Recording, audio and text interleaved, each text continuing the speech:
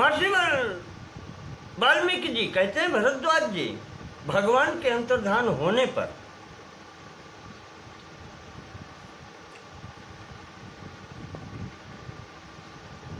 राजा अम्बरीश अपने राज्य का पालन करने लगे और कहते हैं भगवान की सेवा भी स्वयं अपने हाथों से ही करते थे। नारायण परो नित्यं विष्णु भक्तान कल्मषान पालयामास हृष्टात्मा विशेषेण जनाधिपः। प्रजा पालन के काल में विष्णु भक्तों का विशेष ध्यान रखते थे। अश्वमेध शतैरिष्ट्वा, सैकड़ों अश्वमेध यज्ञ किए, वाजपेय शतानि जाओ, और वाजपेय यज्ञ भी 100 किए। 100 अश्वमेध, 100 वाजपेय यज्ञ। पालयामास पृथ्वीं सागरावरणम् इमाम, उस संपूर्ण पृथ्वी को का पालन किया।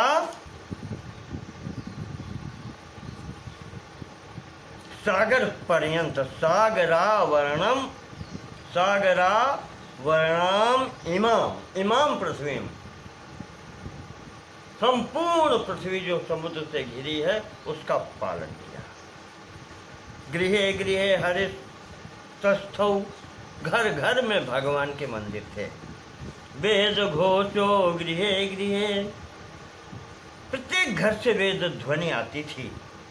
नाम घोषो हरे शैव, यज्ञ घोष तथैव च,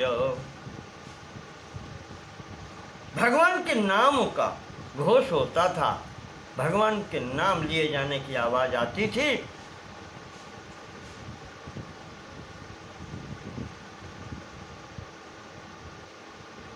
यज्ञ घोषित थे, स्थान स्थान पर यज्ञों का भी आयोजन होता था।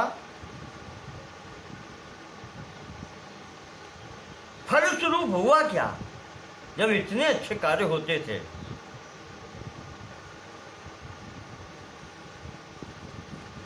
राजा जब अच्छा होता है तो प्रजा को सुख मिलता है। राजा के दोष से प्रजा दुखी होती है, और राजा जब सुख देता है, प्रजा का रंजन करता है, तो क्या होता है? रोगहीना प्रजा नित्यम सर्वोपद्रव वर्जिता, कोई उपद्रव नहीं होता था। रोगहीना, प्रजा में कोई रोग नहीं था। दैहिक दैविक भौतिक तापा,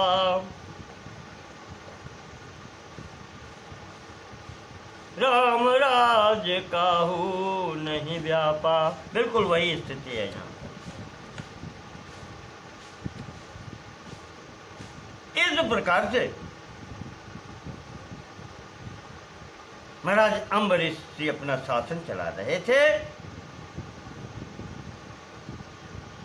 सवै महात्मा सततम च रक्षिता, सुदर्शनेन अति सुदर्शनेन, अति सुदर्शनेन, सुदर्शन नामास्त्रेण रक्षिता, भगवान के सुदर्शन चक्र से रक्षित होकर के महाराज अम्बरीश जी अपना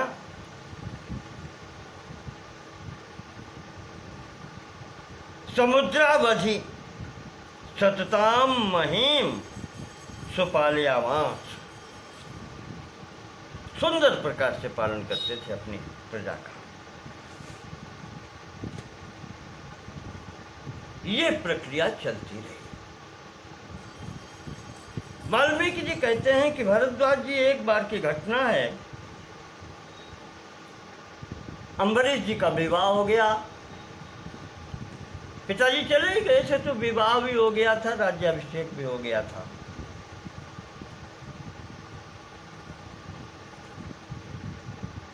समय पाकर के इनको एक कन्या उत्पन्न हुई अम्बरीश जी के यहाँ। तस्यैवं वर्तमानस्य कन्या कमल लोचना, कमल लोचना कन्या उत्पन्न हुई। श्रीमती नाम विख्याता सर्वलक्षण शोभिता, इसका नाम श्रीमती रखा गया, बहुत सुंदर थी, इस कारण से इसका नाम भी माता पिता ने श्रीमती रखा। कन्या बड़ी हो रही थी। एक दिन की घटना है, देवर्षि नारद और इनके जो भांजे कहे जाते हैं पर्वत जी, महर्षि देवर्षि पर्वत, दोनों लोग एक साथ यहाँ अम्बरीश के घर पर आए। तो अम्बरीशो महातेजा पूजयामास तौ नृपः, महाराज अम्बरीश जी ने दोनों देवर्षियों की विधिवत पूजा अर्चना की।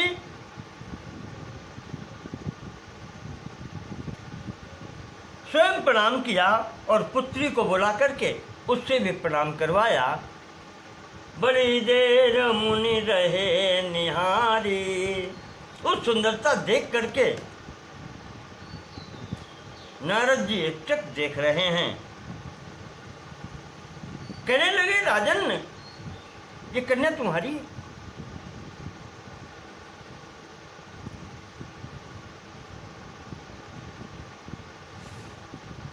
राजा कहते हैं कि हाँ भगवान देवर्षि,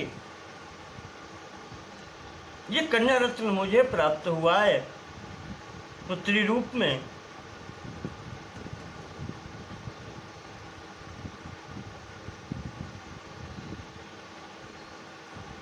अब समय आ गया है कि इस कन्या को हम किसे दें।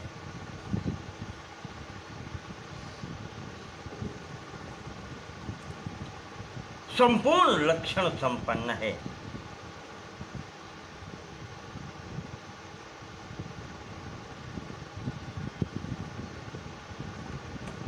तो जैसे ही राजा ने पूछा नारद जी से, सुंदरता देख करके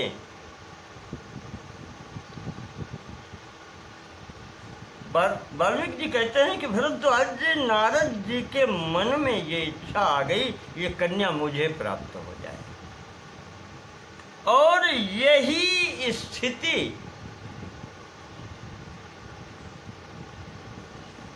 देवर्षि पर्वत के भी हृदय में आ गई। दोनों ऋषि जो आए थे, नारद और पर्वत, दोनों के हृदय में ये इच्छा जागृत हो गई कि ये कन्या हमें मिल जाए, और वो सोचते हैं कन्या हमें। दोनों ने अलग अलग राजा से एकांत में बात की।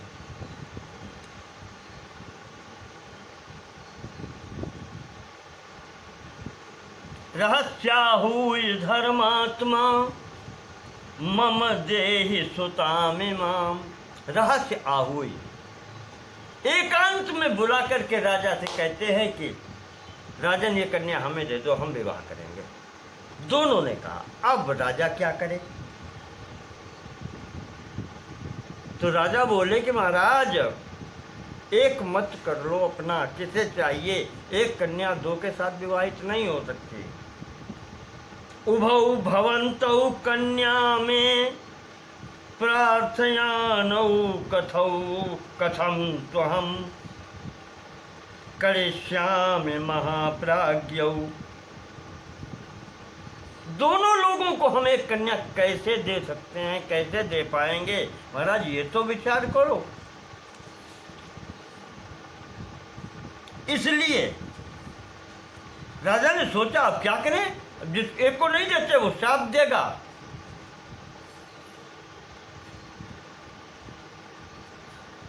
राजा कहता है कि हमारे से एक बात है,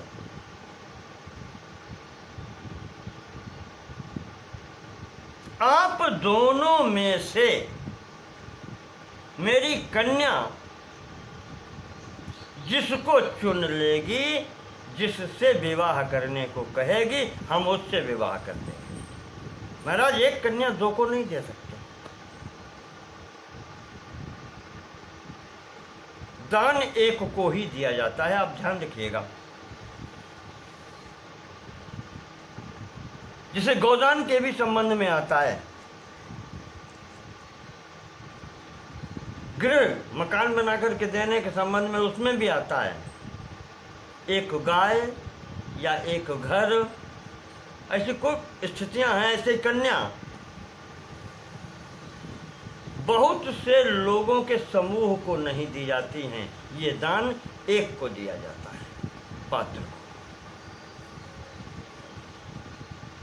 जैसे गाय आपने दे दी 4 लोगों के बीच में, तो क्या गाय काटी जाएगी, चारों अपने अपने घर ले जाएं? ये तो नहीं हो सकता ना। तो ऐसी वस्तु एक को ही दी जाती है। ऐसे ही घर जब दान दिया जाता है, किसी को बनवा करके देते हैं, तो एक को दिया जाता है। घर के अंतर्गत विभाजन करना शुभ नहीं माना गया। महाराज जी ने कह दिया, अम्बरीश जी ने, कन्या जिसका वरण करेगी उसके साथ हम विवाह कर देंगे।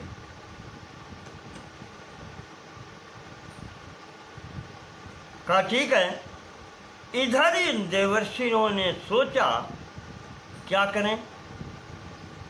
अब देखो, दोनों के मन में विकार अलग अलग आया, दोनों ने अलग अलग राजा से निवेदन किया। अगर एक मत होकर बात कर लेते तो ये स्थिति नहीं बनती, पर जब दो में अंतर आ गया,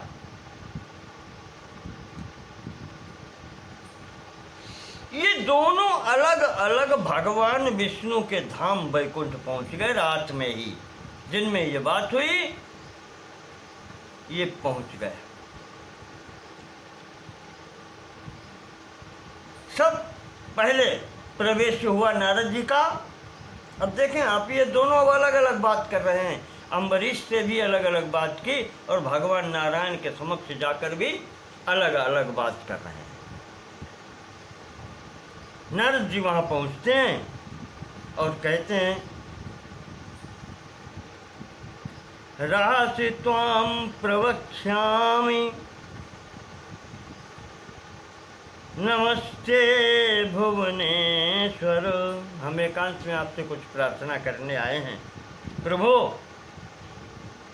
पूरी घटना बताई कि महाराज अम्बरीश के यहाँ हम गए थे, वहाँ उनकी कन्या बहुत सुंदर थी और उन्होंने विवाह करना चाहते हैं। तो महाराज हम सोचते हैं कि कन्या हमें प्राप्त हो जाए।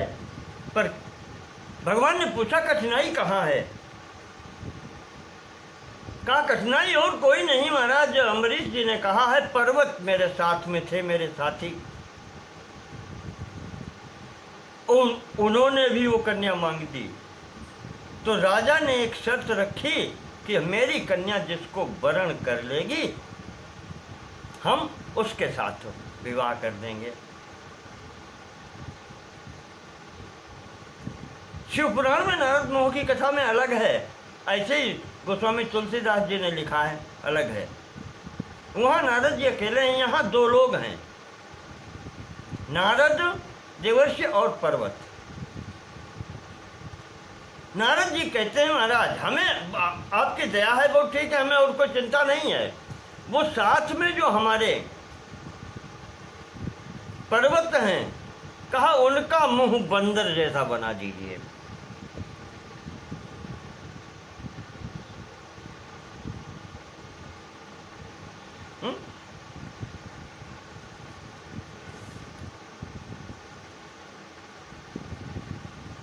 ये इतना कर दीजिए। वानरानन वद भाति पर्वतस्य मुखम यथा। देवर्षि पर्वत का मुख बंदर जैसा दिखाई पड़ने लगे। तथा करो जगन्नाथ। बस महाराज इतना ही कर दीजिए, और कुछ नहीं चाहिए। ये तो उन्होंने कह दिया। ये कह के निवेदन करके महाराज जी ने आश्वासन दे दिया। तो योक्तम तत्करिष्यामि गच्छ सौम्य था सुखम। भगवान ने कहा ठीक है, तुमने जो कहा है वो मैं कर दूंगा, जाओ, तुम मेरे भक्त हो।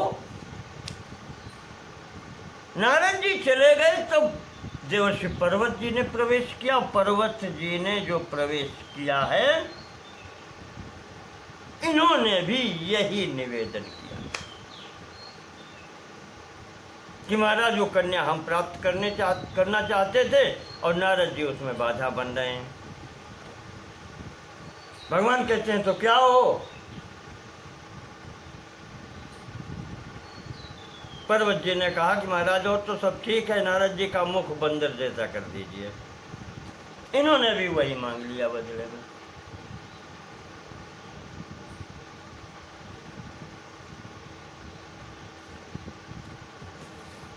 भगवान ने कहा ठीक है, ऐसे ही करेंगे। अब देर हो रही है, जाओ अयोध्या पहुंचो।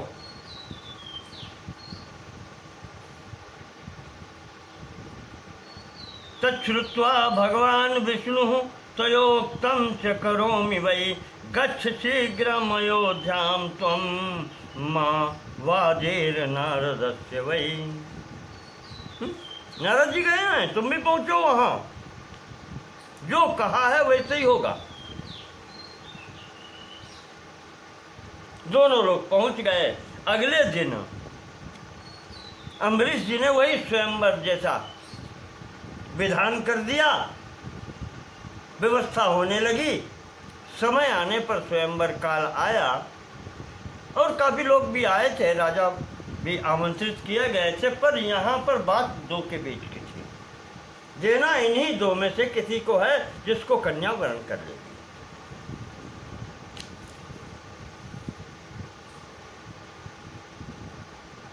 सब लोग आकर के सभा में बैठे। उस स्वयंवर सभा में एक स्थान पर बीचों बीच में नारद जी और पर्वत जी ये भी बैठे हैं। विवाह करने की इच्छा तो है ही है। दोनों अपनी भगवान के भक्त हैं। अपने पर गर्व है, अभिमान है कि भगवान हमारा कहा हुआ करेंगे। कन्या सभा में माला लेकर के प्रविष्ट होती है, चारों तरफ देखती है।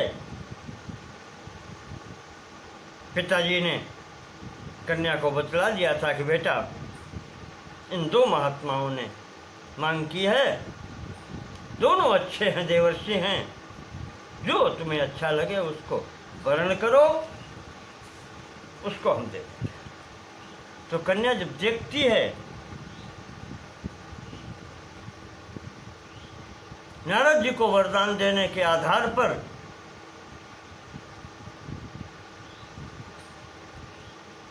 स्थिति वही है।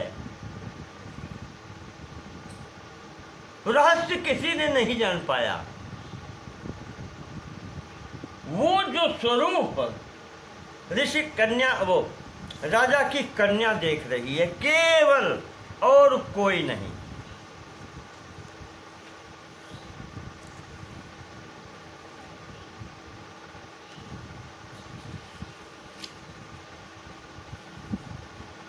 जैसे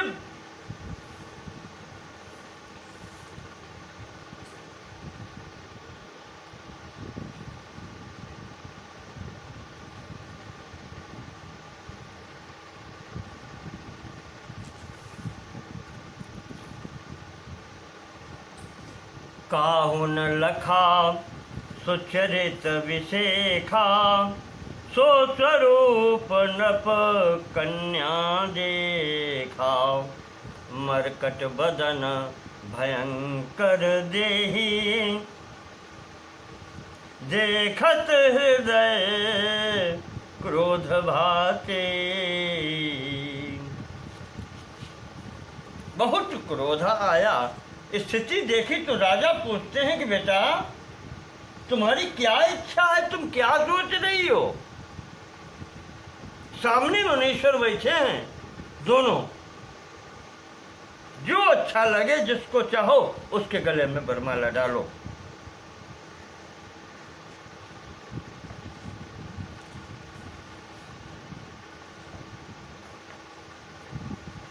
इस प्रकार से जब कहा तो वो कहती है कि पिताजी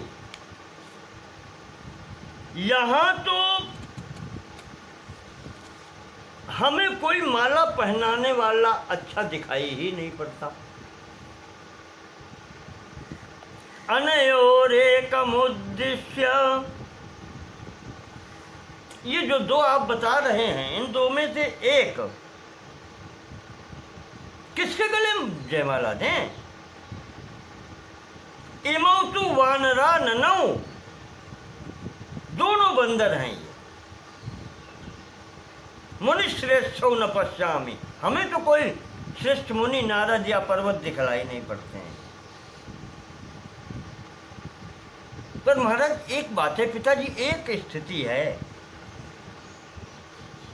इन दोनों के बीच में अनयोर मध्यतः तु एकम वरम षोडश वार्षिकम, इन दोनों जिनको आप मुनि कह रहे हैं इनके मध्य में एक 16 वार्षिक 16 वर्षीय युवक खड़ा है, अति सुंदर, सर्वाभरण संयुक्तम अतसी पुष्प संनिभम दीर्घबाहुम विशालाक्षम तुंगोरह स्थलमुत्तमम। आजानुबाहु, बड़ी बड़ी लंबी बाहें हैं, संपूर्ण आभूषणों से युक्त है। अतसी पुष्प संकासम नीलांबुज समाभातम, नील वर्ण।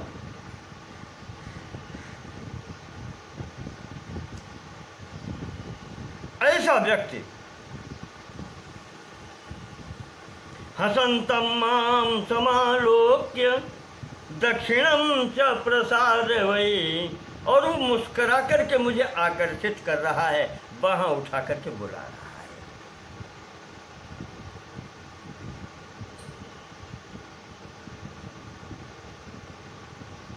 है। वही सबसे सुंदर यहाँ दिखाई पड़ रहा है। महाराज हमारी उसको वर्णन करने की इच्छा है पिताजी। अब नारद जी इधर देखते हैं उधर देखते हैं, वहां कोई दिखाई नहीं पड़ रहा, सब सन्नाटे में हैं। और स्थिति ये बनी कि उस पुत्री ने, श्रीमती नामक कन्या ने अम्बरीश जी की, उस युवक के गले में जो उसको दिखाई पड़ रहा था, दोनों नारद जी और पर्वत जी के बीच में खड़ा, दो बाहों वाला, धनुष बाण से युक्त, महाराज वही स्वरूप बना करके गए, चतुर्भुजी नहीं गया। और जैसे ही कन्या ने जयमाला डाली गले में, कन्या सहित अंतर्ध्यान हो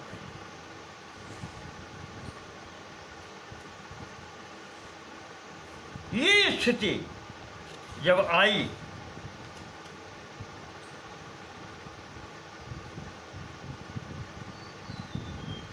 कन्या भी अब तो चली गई, जैसे माला डालती है कन्या भी अंतर्धान हो गई।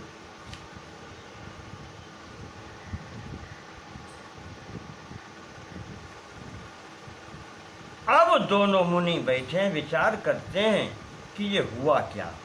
मनसा चिंतयन्तौ तौ मायेयं कस्चिद् भवेत्।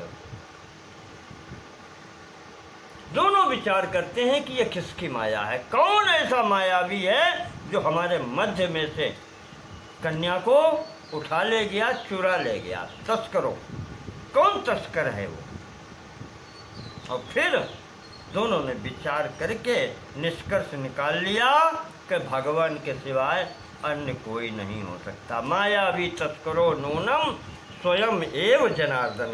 और कोई कर ही नहीं सकता, इतना कोई नहीं कर सकता।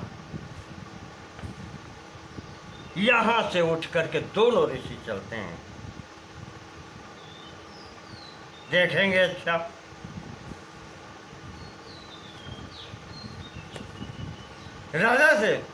राजा प्रणाम करता है सामने।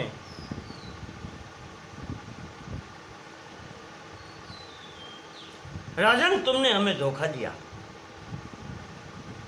तो राजा कहते हैं, नहीं प्रभु,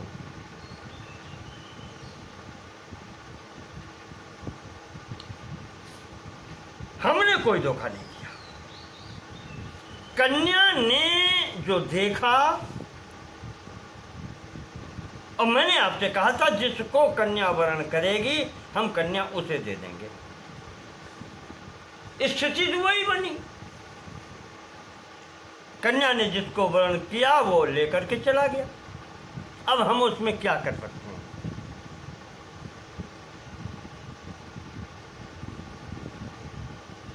इस स्थिति में जब राजा ने जवाब दे दिया, इधर भगवान जनार्दन, भगवान विष्णु इस कन्या को लेकर के अपने वैकुंठ लोक में चले आए।